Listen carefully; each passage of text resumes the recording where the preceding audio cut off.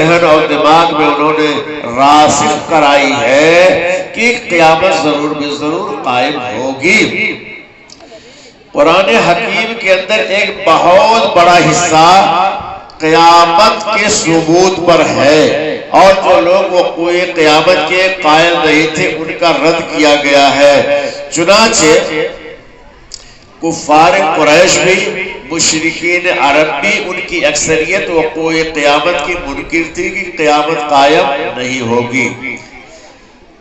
ہر جمعہ کے خطبے میں آپ سماعت فرماتے ہیں سورہ قاف کی تلاوت کیوں کی جاتی ہے؟ اس لیے کہ اس میں قیامت کا بیان ہے۔ کافروں کا قول نقل کیا اللہ نے، اِذَا مِتْنَا وَكُنَّا تُرَابًا ذَلِكَ رَجْعٌ بعید، کہ جب ہم مر جائیں گے اور مٹی ہو جائیں گے تو کیا زندہ کیے جائیں گے؟ یہ بہت دور کی بات ہے، یہ عقل میں آنے والی بات نہیں ہے۔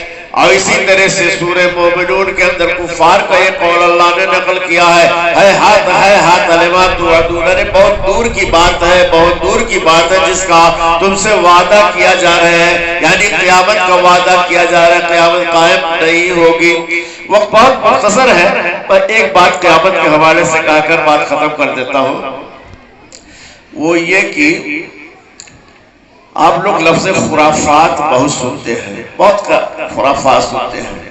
تو ایک شاعر عربی کا کہتا ہے، حیات ثم موت ثم نشر، حیات ثم موت ثم نشر، حدیث خرافت یا ام امری، زندگی اور پھر موت اور پھر دوبارہ قبر سے اٹھایا جانا، اے میری محبوبہ ام عمر، یہ خرافات ہے۔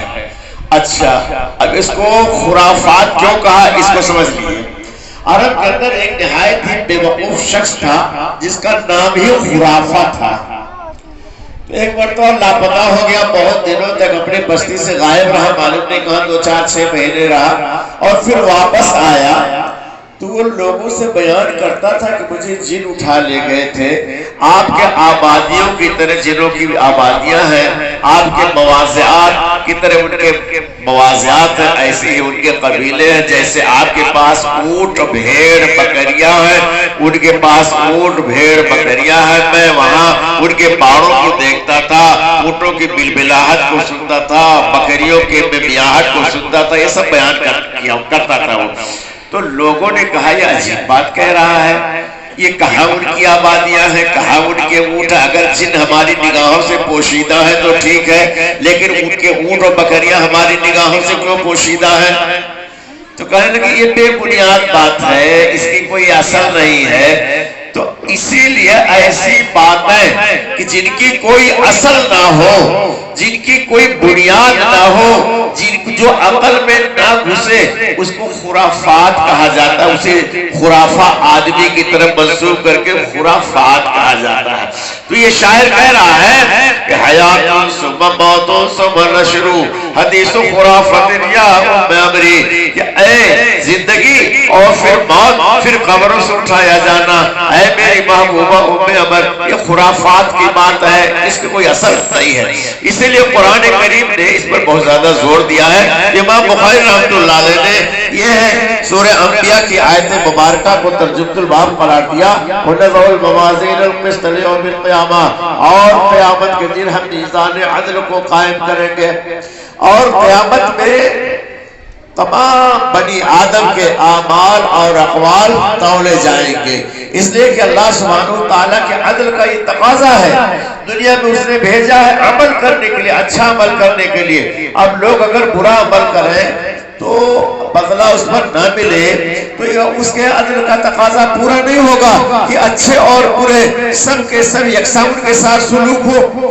اس کے عدل کا تقاضا پورا نہیں ہوگا۔ اس لیے اعمال تولے جائیں گے سب کو، اور پھر اسی اعمال کے تولے جانے کی بنیاد پر فمن ثقلت موازینہ فہو فی عیشۃ راضیہ، جس کا نام اعمال وزنی ہو جائے گا، بھاری ہو جائے گا، وہ ہمیشہ کے عیش میں رہے گا، اور جس کا نام اعمال ہلکا پڑ جائے گا وہ جہنم میں داخل کیا جائے گا۔ یہ فیصلہ ہوگا قیامت کے دن۔ لیکن بخاری شریف ہی کی ایک حدیث سے یہ معلوم ہوتا ہے کہ ہماری اس امت کے یعنی امت محمدیہ کے 70,000 لوگ بلا حساب و کتاب جنت میں داخل کیے جائیں گے۔ رسول اکرم صلی اللہ تعالیٰ علیہ وسلم نے ارشاد فرمایا یدخل من امتی 70,000، میری امت کے 70,000 لوگ بلا حساب و کتاب جنت میں داخل کیے جائیں گے۔ موقع کا فائدہ اٹھاتے ہوئے ایک صحابی حضرت عکاشہ بن محصن کھڑے ہوئے اور کہا اجعلنی منہم یا رسول اللہ، اے اللہ کے رسول انہیں 70,000 لوگوں میں سے مجھے بھی کر دیجئے۔ ایک روایت میں ہے کہ میرے لیے دعا کر دیجئے کہ انہیں 70,000 میں سے ہو جاؤ۔ رسول اکرم نے فرمایا ٹھیک ہے تو انہیں 70,000 لوگوں میں سے ہو۔ دوسرے صحابی نے دیکھا بہت اچھا موقع ہے، وہ بھی کہا اللہ رسول میرے لیے بھی دعا کر دیجئے۔ آپ نے کہا سبق کا بیا عکاشہ تمہارے اوپر سبقت لے گئے۔ وہ 70,000 کون لوگ ہوں گے؟ آپ نے بتلا بھی دیا الذین لا یتطیرون ولا یکتوون ولا یسترقون وعلی ربہم یتوکلون۔ یہ وہ لوگ ہیں جو بدشگونی نہیں لیتے ہیں، برا فعل نہیں لیتے ہیں۔ عقیدے کی اصلاح کر دی گئی۔ بدشگونی، صبح سویرے آپ گھر سے اٹھے، سب سے پہلے آپ کی نظر کسی عیب والے آدمی پر پڑ گئی تو کہتے آج میرا دل خراب ہو گیا۔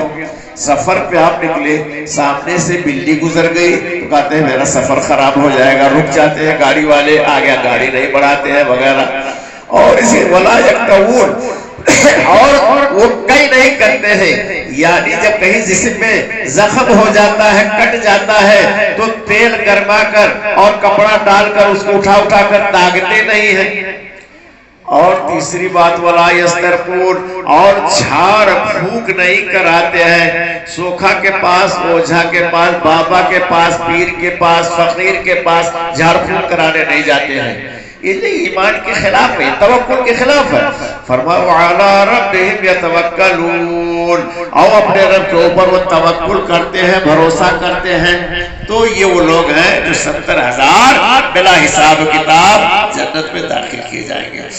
باقی اور اس میں بہت ہی تحقیق علمی سے صرف نظر کرتے ہوئے میں اخیر میں آ رہا ہوں۔ یہ حضرت ابو ہریرہ رضی اللہ تعالیٰ عنہ کی روایتوں کا نبی صلی اللہ علیہ وسلم نے ارشاد فرمایا کلمتان حبیبتان الی الرحمن، دو کلمے رحمان کو بہت حبیب ہیں، بہت پسندیدہ ہیں، بہت محبوب ہیں۔ اللہ تعالیٰ کے جملہ صفات میں سے ایک صفت حب بھی ہے، موقع نہیں کہ اس کی تشریح کروں۔ رحمان، اللہ کے تو بہت سارے اسماء ہیں، 99 اسماء ہم لوگ سنتے ہیں جانتے ہیں۔ رحمان کو کیوں لایا گیا؟ اس لیے کہ مومنوں کے ساتھ بھی، مشرکین کے ساتھ بھی، کفار کے ساتھ بھی، سارے لوگوں کے ساتھ اس کی رحمت ہے، سب کو روزی دے رہا ہے۔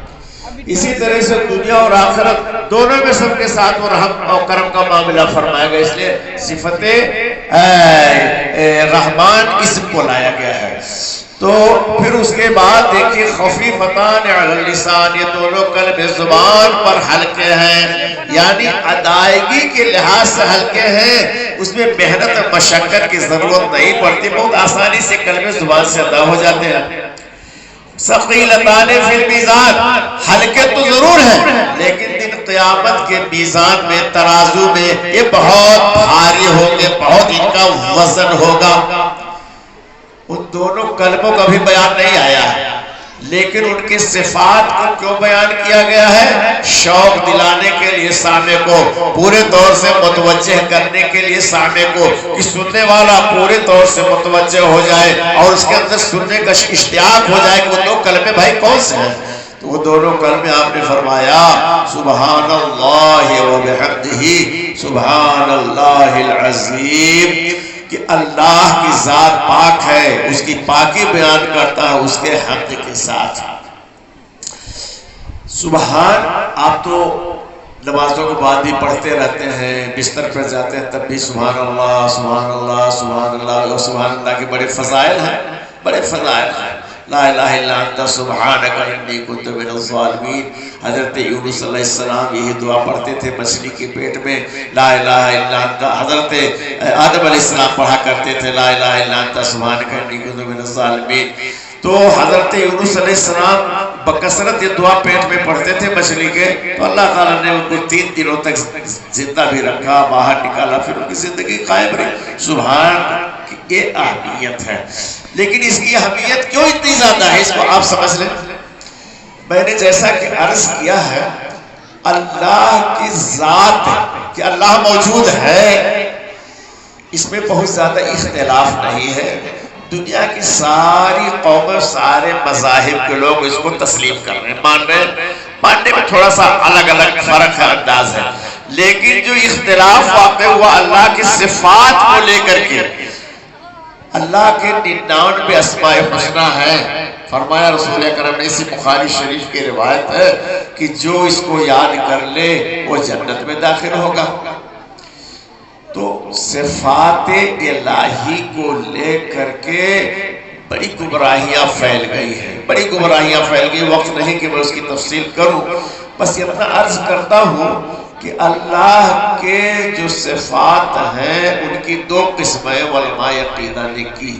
ایک تو صفات وجودیہ اور ایک صفات عدمیہ، یعنی صفات وجود جن سے وجود ثابت ہوتا ہے۔ اللہ علیم ہے، اللہ حکیم ہے، اللہ حی ہے، اللہ قادر ہے، قدرت والا ہے، زندہ ہے، یہ سب۔ اور ایک ہو جاتا عدمیہ، عدم مانے نہ، جس کا وجود نہ ہو۔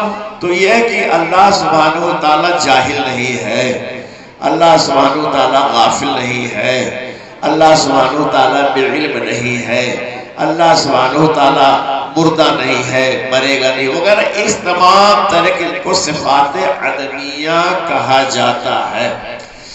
تو صفات عدمیہ کے تعلق سے کہ اب ہم کس کو ذکر کریں، بندے کس کو ذکر کریں کہ اللہ ایسا نہیں ہے، اللہ ویسا نہیں ہے، اللہ ویسا نہیں، ہمارا معبود ایسا نہیں۔